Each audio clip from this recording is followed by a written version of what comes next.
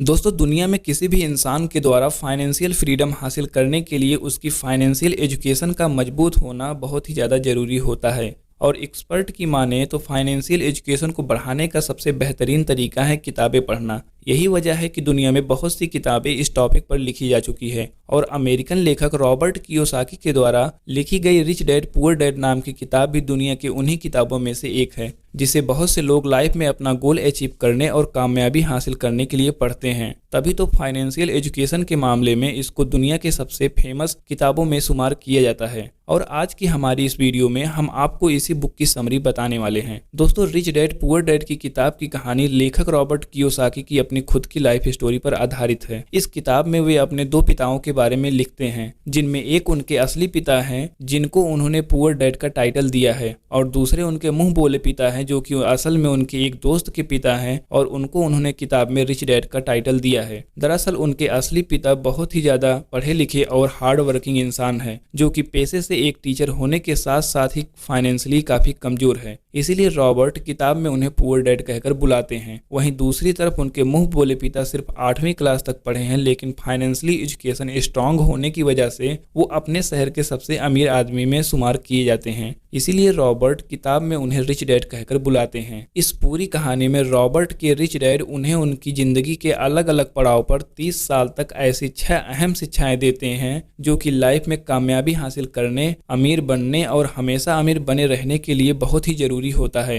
और रॉबर्ट के rich dad के द्वारा बताई गई 6 लेसन दुनिया को किसी भी इंसान को अमीर और कामयाब बना सकते हैं, फिर चाहे वो इंसान कितना ही कम पढ़ा लिखा क्यों ना हो। तो चलिए अब हम रॉबर्ट के द्वारा लिखी गई उन्हीं 6 इंपॉर्टेंट लेसन के बारे में बताते हैं। Lesson number 1, rich don't work for money, money work for them. दोस्तों, रॉबर्ट के रिच डैड बताते हैं कि दुनिया के ज्यादातर लोग कई दशकों से एक ऐसी विशेष तरह के सर्कल में फंसे हुए हैं और वे इस सर्कल को रैट रेस कहकर बुलाते हैं। दरअसल आज दुनिया के ज्यादातर लोगों की जिंदगी का मकसद सिर्फ एक अच्छी कॉलेज में पढ़ाई करना, नौकरी ढूंढना, शादी करना और फिर जिंदगी भर अपनी सैलरी से घर व कार जैसी चीजों का लोन भरते रहना ही बन गया है। लोगों को इस बात से एहसास ही नहीं होता कि इस तरह के लाइफ में वो मेहनत तो सबसे ज्यादा करते हैं, लेकिन उसकी मेहनत का फायदा किसी और को ही होता है। असल में बहुत से लोग इस रैट रेस का हिस्सा बनकर नाखुश भी होते हैं, लेकिन फिर भी वे अपने मन के डर, लालच और जिम्मेदारियों की वजह से वे इस मजबूरी का हिस्सा बने रहते हैं। रिच डैड कहते हैं कि इंसान को सबसे पहले तो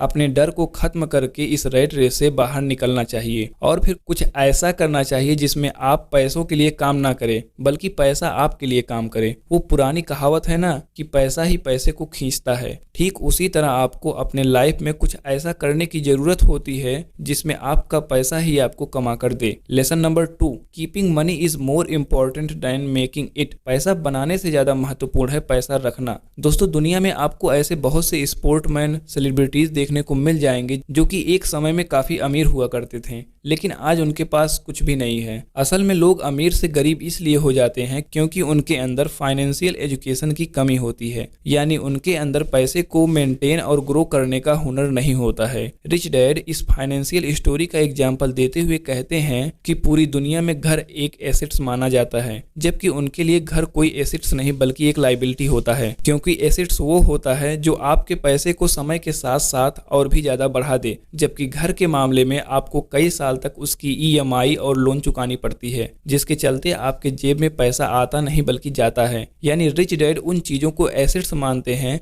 जो कि आपको घर बैठे बैठे पैसा कमाकर देती है। वे कहते हैं कि अमीर बनने के लिए सिर्फ पैसा कमाना ही काफी नहीं होता है, बल्कि पैसे को कमाकर उसको मेंटेन और ग्रो कैसे किया जाए ये सीखना सबसे ज्यादा इंपॉर्टेंट होता है। Lesson number 3, get in your business along with your job. अपनी नौकरी के साथ साथ अपने व्यवसाय में उतरे। दोस्तों, दुनिया में जब किसी इंसान को उसकी मन पसंदीदा जॉब मिलती है तो वो पूरी जिंदगी उसी को करने का मन बना लेता है और फिर बिना कुछ सोचे समझे अपनी पूरी लाइफ उसी जॉब को करने में बिता देता है। रिच डैड कहते हैं कि दुनिया का कोई भी इंसान अगर वो चाहे तो जॉब के साथ ही कई दूसरे काम को कर सकता है और बिना अपने जॉब को छोड़े बिजनेस का एम्पायर किंग बन सकता है। अब इस बात को समझने के लिए हम दुनिया की सबसे बड़ी फास्ट फूड कंपनी मैकडॉनल्ड्स के फाउंडर रेक रॉक का एग्जाम्पल लेते हैं। अगर हम लोगों में से किसी से भी यह सवाल पूछा जाए कि रेक रॉक किस बिजनेस से पैसा कमाते हैं, तो फिर हम लोगों में से सभी का यह जवाब होगा कि फास्ट फूड बिजनेस से। लेकिन असल में दोस्तों, रेक रॉक का मुख्य बिजनेस फास्ट फूड नहीं है बल्कि रियल एस्टेट्स है। क्योंकि मैकडॉनल्ड्स की बिजनेस को बड़ा करते करते आज वे पूरी दुनिया के अंदर सबसे बड़े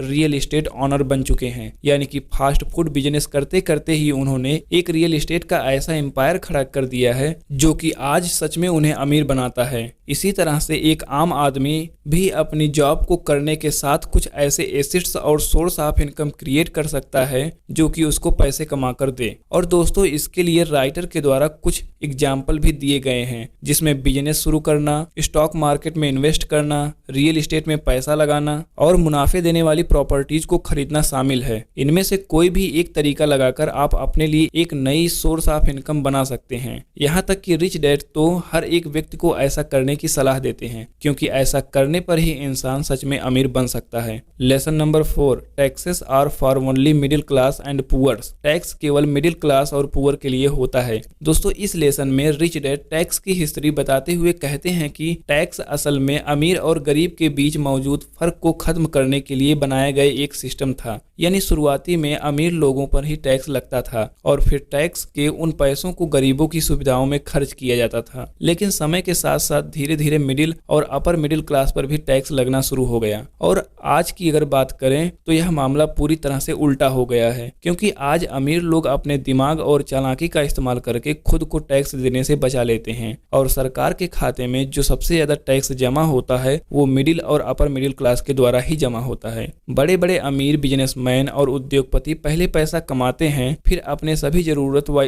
ख्वाहिशों को पूरा करने के लिए उन पैसों को खर्च करते हैं और लास्ट में अगर कुछ बचता है तो वो उस पैसों से टैक्स भरते हैं। जबकि मिडिल और अपर मिडिल क्लास के लोग पैसा कमाने के साथ ही टैक्स भरते हैं और फिर अंत में जो कुछ बचता है उनको वह अपने ऊपर खर्च करते हैं। Lesson number 5, the rich invest money. अमीर पैसा लगाते हैं। दोस्तों, Jeff Bezos, Bill Gates, Mark Zuckerberg, Elon Musk और भारत की बात करें तो धीरू भाई अंबानी, सीयू रडार और अजीम प्रेमजी, ये कुछ ऐसे नाम हैं जो कि दुनिया के अंदर ऐसे बिजनेस या फिर कहें कि ऐसे आइडियाज लेकर आए जिनके बारे में इनसे पहले किसी को भी पता नहीं था और अपने उसी रिवोल्यूशनरी आइडिया से इन लोगों ने पैसे को इन्वेंट किया। इससे पहले कि मार्केट में मौजूद किसी और अवसर को कोई और व्यक्ति ढूंढ पाता, इन लोगों ने उस अवसर को खोजा और उस पर तुरंत ही एक्शन लिया। इसलिए कहा जाता है कि इन लोगों ने पैसे को कमाया नहीं बल्कि पैसे को इन्वेंट किया, क्योंकि दुनिया में ये उन चीजों को लेकर आए जो कि पहले से यहाँ मौजूद नहीं थी। इसी तरह आपको भी सिर्फ पैसा कमाने के बारे में नहीं बल्कि पैसे को इन्वेंट करने के बारे में सोचना चाहिए। Lesson number 6, rich learns all the time and know how to sell their ideas. अमीर हर समय सीखते हैं और अपने आइडिया को कैसे फैलाना है जानते हैं। दोस्तों, अमेरिका में न जाने कितने ऐसे लोग मौजूद हैं जो कि मैकडॉनल्ड्स के ही प्राइस में उससे कहीं ज्यादा बेहतर बर्गर बनाकर बेचते हैं, लेकिन अपने किसी प्रोडक्ट या आइडिया को बड़े स्तर पर किस तरह से बेचा जाता है इसकी समझ हर एक इंसान में नहीं होती है। तभी तो वो मैकडॉनल्ड्स से भी अच्छा बर्गर बनाने के बावजूद भी उनको सिर्फ एक लिमिटेड एरिया या फिर लिमिटेड क्वांटिटीज में ही बेच पाते हैं, जबकि मैकडॉनल्ड्स पूरी दुनिया के अंदर बिना किसी लिमिट के अपने बर्गर को बेचता है। असल में इस लास्ट लेसन के जरिए राइटर हमें समझाते हैं कि अमीर इंसान कभी भी नई चीजों और नई स्किल्स को सीखना बंद नहीं करता है और इसी आदत की वजह से उन्हें हमेशा यह पता होता है कि अपने प्रोडक्ट या अपने आइडिया को दुनिया में बड़े लेवल पर किस तरह से बेचा जाता है। बहरहाल, हमारी आज की वीडियो में बस इतना ही था। वैसे आपको वीडियो कैसी लगी कमेंट करके जरूर बताइएगा। अपना बहुमूल्य समय देने के लिए धन्यवाद।